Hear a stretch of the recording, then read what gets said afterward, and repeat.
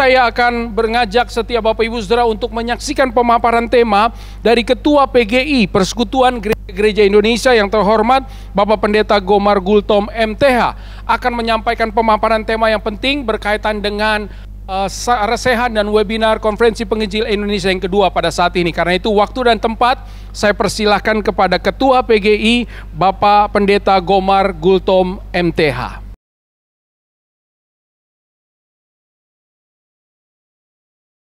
Bapak Ibu, saudara-saudara sekalian, saya merasa mendapat kehormatan bisa menyapa Bapak Ibu sekalian melalui seminar di bawah sorotan tema penginjilan kontekstual dan konstruktif dengan selalu menjawab kebutuhan. Dan kepada saya diminta menyampaikan pokok pikiran dengan tema khusus penginjilan penting, menjaga bingkai kerukunan juga penting.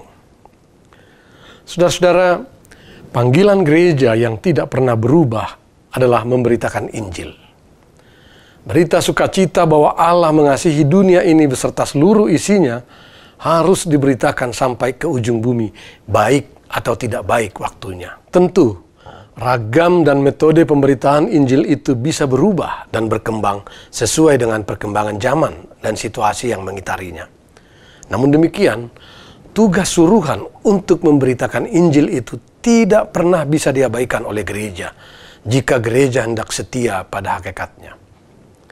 Gereja hadir di dunia ini bukanlah untuk dirinya, sama seperti kehadiran Kristus yang mengosongkan dirinya. Kehadiran gereja adalah untuk masyarakat di sekitarnya, untuk dunia ini. Umat percaya boleh bersyukur atas kemurahan Tuhan dan beribadah bersama dalam persekutuan gerejanya, berkumpul di sekitar altar. Tetapi kenikmatan beribadah itu, bila hanya untuk dirinya, maka dia telah kehilangan jati dirinya sebagai gereja.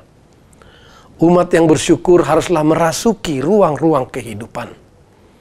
Gereja sejatinya harus keluar dari tembok-tembok gerejanya untuk menjangkau masyarakat yang lebih luas lagi. Gereja dengan pemberitaan Injilnya harus mampu melampaui dan melintasi batas-batas wilayah, ras, dan bangsa. Itulah yang Yesus amanatkan kepada gereja yang tak akan pernah berubah itu. Beritakanlah Injil sampai ke ujung dunia. Mandat yang diterima oleh orang percaya dari Yesus menandakan suatu gerak, yaitu gerak keluar. Pada Matius 28 ayat 19-20, kata pergilah kepada semua bangsa menunjuk pada pengertian bahwa orang-orang percaya harus berangkat karena panggilannya untuk bergerak menjangkau dunia, menjangkau masyarakat sekitar. Yesus sendirilah yang memulai gerak itu. Ia keluar dari singgasananya, mengosongkan dirinya, dan masuk ke dunia ini untuk memberlakukan damai kerajaan Allah bagi umat manusia. Dia keluar masuk desa, menyusuri lorong-lorong sempit di Galilea, Nazaret, hingga Yerusalem. Dan tugas itulah yang kini diembankan kepada kita sebagai gereja. Gereja yang bergerak keluar, membawakan damai dan sukacita bagi masyarakat. Itulah yang kita sebut dengan jemaat misioner.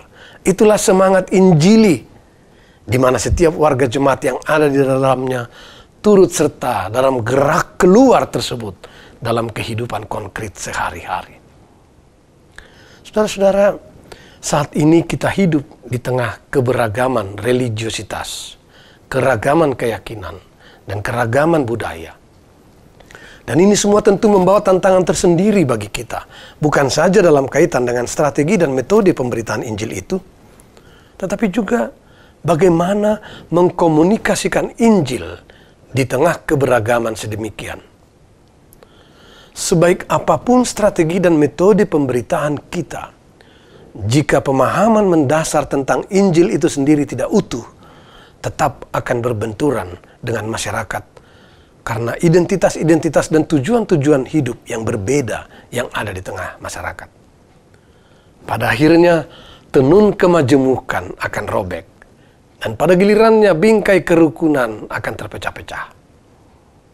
Oleh karenanya, hidup dalam karya dialog antar umat beragama dan komunikasi antar budaya menjadi bagian yang tak terelakkan dalam mengkomunikasikan Injil di tengah keberagaman yang ada.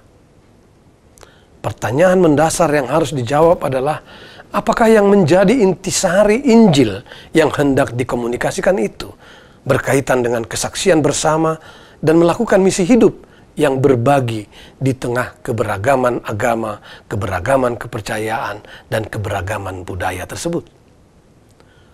Komisi Misi dan Penginjilan Dewan Gereja-Gereja Sedunia mencatat, gereja adalah karunia Allah bagi dunia untuk mentransformasi dunia ini masuk ke dalam kedaulatan Allah.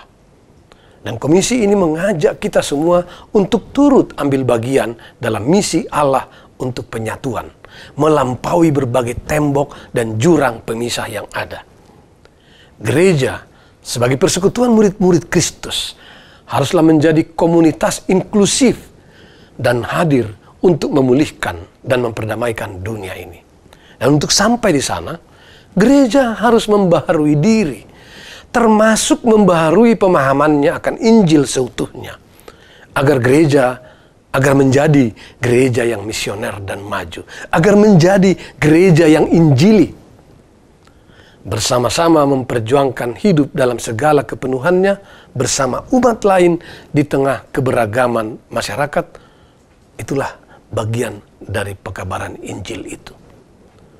Dalam kaitan ini maka harus ada pergeseran perspektif dalam memandang yang lain, memandang sang lian, yakni mereka yang berbeda keyakinan, tradisi, dan budaya dengan kita.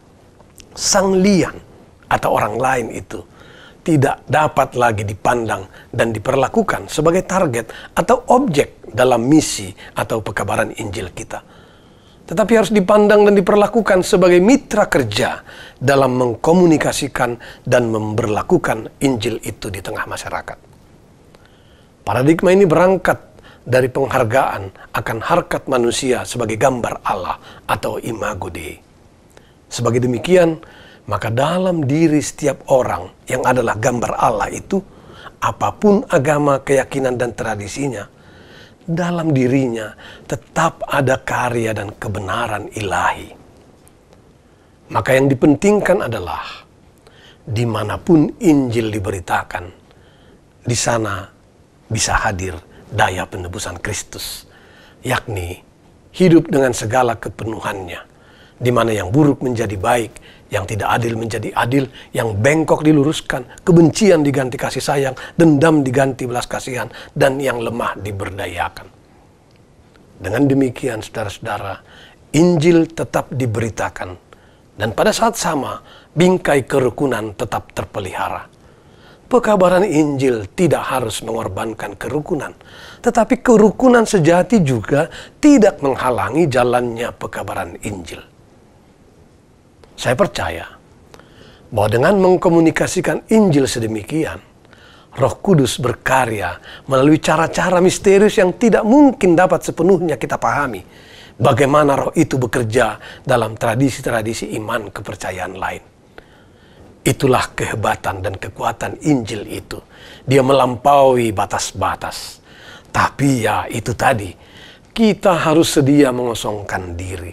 Sama seperti Kristus yang sedia mengosongkan dirinya, dengan kesediaan kita mengoreksi klaim-klaim kebenaran yang sering kita bangun, yang tanpa kita sadari justru menciderai kekuatan Injil itu sendiri. Selamat memberitakan Injil di tengah masyarakat majemuk Indonesia.